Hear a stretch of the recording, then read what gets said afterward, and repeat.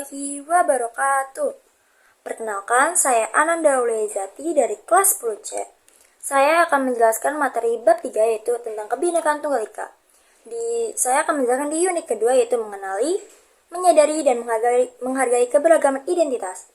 Sebagai makhluk sosial, ciri yang melekat pada manusia adalah keinginan untuk melakukan interaksi satu dengan lainnya. Interaksi sendiri berarti hubungan timbal balik yang dilakukan baik antar individu antar kelompok maupun individu dengan kelompok. Dalam interaksi ada proses mempengaruhi tindakan kelompok atau individu melalui sikap, aktivitas, atau simbol tertentu. Proses untuk mengenali yang lain yang juga dilakukan oleh manusia dalam kapasitasnya sebagai makhluk hidup sosial bisa dijumpai melalui cara lain yakni bersosialisasi. Sosialisasi berarti penanaman atau penyebaran diseminasi adat, nilai, cara pandang, atau pemahaman yang dilakukan oleh satu generasi kepada generasi berikutnya. Begitu juga yang dilakukan oleh mereka yang ingin membentuk grup atau kelompok yang lebih besar. Kelompok-kelompok kecil itu berunding untuk menciptakan satu identitas yang bisa mewakili semuanya. Tercipta identitas kelompok dengan demikian mendapatkan pengaruh dari mereka yang menjadi anggotanya. Tercipta identitas kelompok dengan demikian mendapatkan pengaruh dari mereka yang menjadi anggotanya. Identitas adalah grup merupakan hasil dari rumusan dan kesepakatan yang diharapkan menjadi media bagi kelompok lain ketika hendak mengenalinya. Di sini kita bisa menarik dua hal penting yakni jati diri dan keberagaman atau kebinekaan.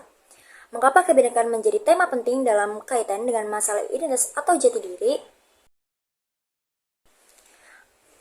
Kita perhatikan bagaimana sebuah kelompok terbangun. Jika ada 10 individu dalam satu kelompok, itu berarti ada 10 cara pandang pendapat tentang apa dengan bagaimana menciptakan jati diri kelompok tersebut. Begitu pula ketika 100 kelompok hendak menciptakan jati diri untuk satu kelompok besar, ketika akan mendapatkan 100 jati diri yang sedang berbincang tentang bagaimana menciptakan identitas bersama mereka. Keragaman merupakan hukum alam harus yang disadari dan diterima oleh siapapun. Bangsa Indonesia sedari awal telah menyadari akan hal ini. Kita hidup dalam keragaman tetapi ingin tetap berada dalam payung yang bisa mengayomi kebinekaan itu. Inilah hakikat dari semboyan Bhinneka Tunggal Ika. Meski faktanya ada banyak orang di sekeliling kita, karena kita harus juga berjumpa, berkenalan, dan berintegrasi agar kebinekaan atau keberagaman itu tak hanya sekadar ada dan diakui tapi juga saling dikenali. Menghargai keberagaman adalah salah satu bentuk ketaatan pada hukum alam. Tuhan telah menciptakan manusia dengan segala keberagamannya, identitas yang melekat padanya. Menyadari dan menghormati keberagaman tak hanya sebagai cara mengenali sesama, tetapi juga memuliakan ciptaannya. Indonesia adalah negara yang memiliki dua identitas sekaligus. Identitas pertama bersifat primordial atau jati diri yang berkaitan dengan etnis, suku, agama, dan bahasa. Identitas kedua bersifat nasional.